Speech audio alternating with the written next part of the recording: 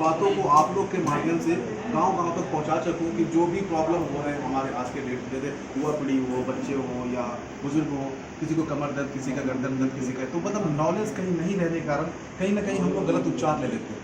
गलत उपचार का मतलब कि प्रॉब्लम थोड़ा होता है लेकिन हम लोग उसको बढ़ा लेते हैं। कमर दर्द हो रहा है थोड़ी बहुत, लेकिन हम लोग उसको क्या करते हैं, मेडिसिन लेकर के प्रॉब्लम को कुछ और दूसरी प्रॉब्लम बढ़ा लेते हैं। तो वैसे कंडीशन में मैं बस इसीलिए प्रेस कॉन्फ्रेंस रखा कि इसके थ्रू गांव-गांव तक ये सारा मैसेज पहुंचे लोगों तक कि हम लोग इसको बिना मेडिसिन के थ्रू भी कैसे ठीक कर सकते हैं। क्या होगा ये जैसे डिजीजेज होते हैं, जनरली पेन की बात की गई, सर्जिकल पेन हो, जॉइंट पेन हो, बोन पेन हो, तो पेन में जनरली लोग पेन किलर ही लेते हैं या नॉर्मली ये केमिस्ट के शॉप पे जाते हैं तो पेन किलर ले लेते हैं, तो कहीं ना कहीं ये घातक तो होता है। कहीं ना कहीं मतलब डेफिनेटली घातक है। अगर हम लोग पेन किलर लेते हैं तो वो पेन किलर कहने के हमारे उसका बहुत सारे साइड इफेक्ट है। जबकि मैं आपको बता दूं कि पेन से रिलेटेड जो हमारे बॉडी में पेन होता है जनरली दो ही कारण है, एक तो ब्लड सर्कुलेशन फास्ट है या तो ब्लड सर्कुलेशन स्लो है। अगर कहीं चोट लगा तो चोट लगने के कारण ऐसा कुछ होता है, तो अगर वो एक्यूट का है, 4 वीक्स का पहले का है, तो वहाँ आइस भी हम लोग अप्लाई करते हैं, डायरेक्ट हम लोग मेडिसिन खाने नहीं चलाते हैं। लेकिन उसमें क्या है कि मेडिसिन के बहुत सारे साइड इफेक्ट हैं, तो थोड़ा मेडिसिन के साइड इफेक्ट से बचे और थोड़ी बहुत क्या है अल्टरनेटिव मेडिसिन भी और भी बहुत सारी चीज़ें जैसे फिजियोथेरेपिस्ट हो गए, एक्यूप्रेशर हो गए, आपका ये कैरोप्रैक्टिक का भी हो गया, ये सब सारी चीज़ों से हम लोग आकर के जुड़ करके पेन फ्री हो सकते हैं। थेरेपी इसमें कितनी वर्क करती है पेन के केसेस में? पेन के केसेस में मैडम हमारा जो काम है, जैसे हम लोग अलाइनमेंट में काम करते हैं। जैसे ही हमारा बोन, हम लोग जनरली देखते हैं हाथों के दर्द से लेकर के चक्कर आने से लेकर के डाइजेशन के वीक होने के लेकर के पैरों के दर्द तक कहीं ना कहीं हमारे स्पाइन का बहुत बड़ा रोल होता है। क्योंकि जो पीले कलर के जो भी देखते हैं ये ब्लड वेसल्स है, ये कहीं ना कहीं ब्लड फ्लो करके हमारे एक बॉडी पार्ट्स को भेजता है।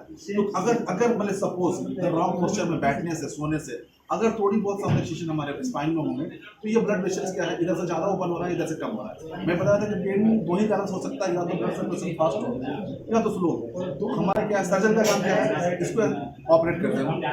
फिजियोथेरेपी का काम है डे बाय डे एक्सरसाइज करा के इसको करेक्ट करना। हमारा काम क्या है, डायरेक्ट इसको हाई वेलोसिटी में थोड़ा सा लो एम्पलीट्यूड और हाई वेलोसिटी में थोड़ा इसको रीअलाइन कर देना। जैसे हम इसको रीअलाइन करते हैं तो ये ब्लड वेसल्स नॉर्मल होता है और ब्लड फ्लो नॉर्मल होता जाता है। उसके बाद हमारे कमर दर्द हो, कमर गर्दन दर्द हो, हाथों का दर्द हो, ये ठीक हो जाता है।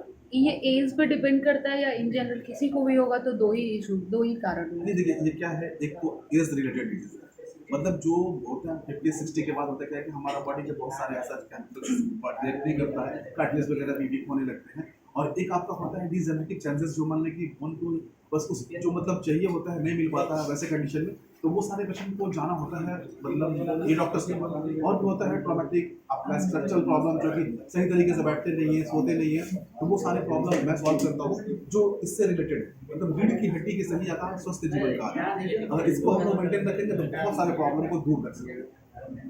भागवत की जिंदगी में क्या लोगों को कुछ कहेंगे जिस तरह से बैक पेन देखिए भागवत की जैसे गैस को जिंदगी में होता है कि सबसे पहले क्या है कि लोग अपना ब्रेकफास्ट को स्किप कर देते हैं। गैस बनने का मेन कारण है कि अपने ब्रेकफास्ट को स्किप करते हैं, तो ब्रेकफास्ट को कभी स्किप नहीं करें। ब्रेकफास्ट का एक टाइमिंग फिक्स करें कि मुझे 9 बजे से पहले लेना है तो लेना है।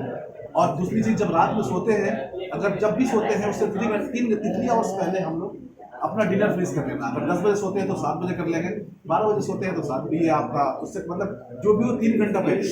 तो क्योंकि हमारा जो डाइजेस्टिव सिस्टम है उसको भोजन को पचाने में कम से कम 3 to 4 आवर्स वो प्रोसेस लगता है। उसके बाद होता क्या है, हम लोग खाते हैं और बेड पकड़ लेते हैं। ये एक गलत हैबिट है, जिसको बचेंगे तो गैस के प्रॉब्लम से दूर हो सकते हैं। गैस की प्रॉब्लम नहीं है, अब देखा जाए तो बहुत बड़ी प्रॉब्लम है, इसका कोई इलाज नहीं है। अगर हम लोग थोड़ी बहुत परहेज करें, सावधानी से रहें तो इसको दूर किया जा सकता है। सर कुछ प्रिकॉशंस बता दीजिए जो इस पेन से बचा जा सके। देखिए अभी होता क्या है कि जनरली हमारे बाइकर्स हो या सॉफ्टवेयर इंजीनियर हो या हमारे बैंकर्स हो, जितने भी बैठे हैं ऑफिस वर्क में करते हैं, तो लोग कहीं ना कहीं लोग लॉन्ग सिटिंग होता है 5 to मतलब 7 आवर 10 आवर्स। तो वैसे क्या होता है कि कंटिन्यूअस बैठने के कारण कहीं ना कहीं पोस्चर हम लोग तो मेंटेन कर नहीं पाएंगे। उसमें होता क्या है कि अब ऐसे बैठे हैं तो ऐसे ही काम कर रहे हैं, तो कहीं ना कहीं हमारे पेल्विस बोन पे प्रेशर आता है और नर्व कंप्रेस होने लगता है। उसको हम लोग इग्नोर करते हैं, जब वो दर्द में बदल जाता है उसके बाद डॉक्टर के पास आते हैं। तो वैसे लोगों को मैं कहना चाहूँगा, अगर आप बाइक भी चला रहे हैं तो 1 घंटे के बाद रेस्ट ले लें। आप 4 व्हीलर से भी ट्रैवल कर रहे हैं तो 1-1.5 घंटे के बाद किसी चाय के बहाने कहीं रोक ले, 2-4-5 मिनट घूम ले। अगर ऑफिस में है, बॉस है, टाइम नहीं मिल पाता आपको, नहीं घूम सकते तो कुछ नहीं, कम से कम एक जगह खड़े होकर के पैर हाथ सीधे करके वो आपका मतलब ज़्यादा नहीं 20 से 25 सेकंड, फिर उसके बाद अपना बैठ जाए ताकि ब्लड सर्कुलेशन मेंटेन हो और आप बीमारियों से दूर रहें। सर एक 3 सर आप पे एलिगेशन लगाए कि उनको गैस का प्रॉब्लम था, उनका हाथ इधर से उधर आप कर ये बिल्कुल गलत एलिगेशन है, क्योंकि अभी तक मतलब गैस सिलेंडर में 10,000 पेशेंट को देख चुका हूँ, किसी को ऐसे प्रॉब्लम नहीं हुआ, क्योंकि मेरा कोई सर्जरी नहीं है और कोई ज़्यादा कोई प्रॉब्लम नहीं होता है। जैसे कि एलिगेशन उन्होंने लगाया था कि मेरी अतड़ियाँ उल्टी हो गई थी, तो मैं एक सिंपल सी बात बता दूँ, अगर मेरी चाहे आप में से किसी की अतड़ियाँ उल्टी होगी, वो 10 मिनट भी बर्दाश्त नहीं कर सकता, लेकिन वो सर 1 महीना कैसे बर्दाश्त कर लेंगे।